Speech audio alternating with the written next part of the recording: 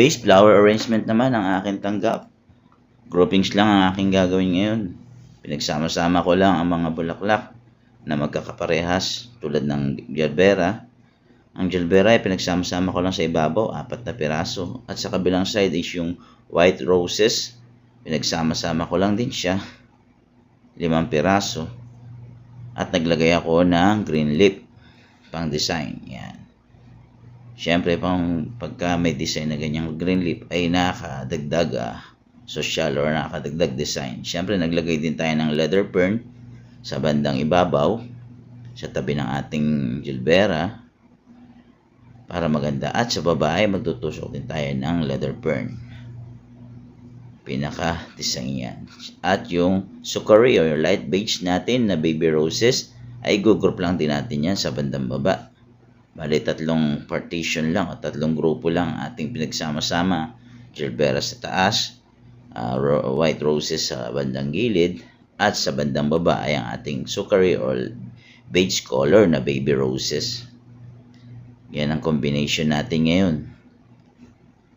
Lalakihan lang natin yung mga espasyo para magmukha siyang malaking tingnan.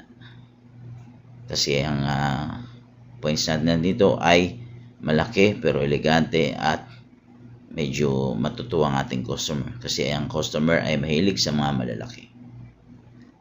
Pagkatapos nating itusok ang natitirang baby roses, ay maglalagay naman tayo ng ating limonia fall na white.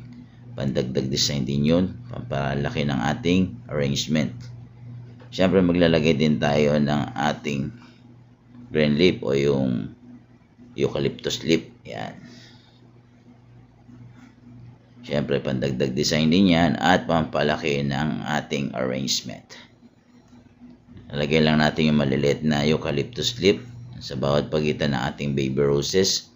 At syempre dun sa may parte ng itaas ay maglalagay din tayo ng maliliit. Palibot lang yan nilagawin natin hanggang sa baba ay maglalagay din tayo ng eucalyptus leaf. Pagkatapos natin maitusok ang mga eucalyptus leaf, syempre ilalagay na natin yung ating limonia fall na white color para yung ating design ay maging malaki at maganda. Ayan guys, tapos na yan natin. Lalagyan pa natin ng ating masinjana. At yung ating limonia fall ay hindi pa natin nalalagay. Lalagay na natin para maging balanse yung ating kulay na nilagay. Para maganda-gandang tingnan at elegante yung ating isa-serve na base flower arrangement sa ating customer. Yan. Kakalat lang natin yung ating limonia fall na abiyot or white. Kakalat lang natin yan. Siyempre maglalagay din tayo ng design na steel grass sa bandang baba. Pandagdag design din yun at pampaelegante ng ating arrangement. Diba? Ayan po guys, tapos na po natin. Ilalagay na natin ang ating steel grass. Babaliin ko lang siya dun sa bandang baba para mayroong lawet.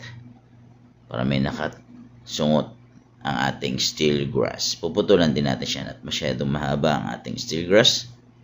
Ayan guys, tapos na po natin ang ating arrangement worth 150 SR.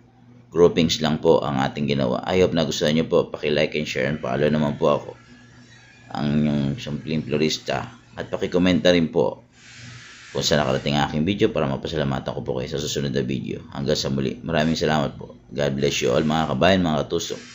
Ito po ang inyong florista, si Angel.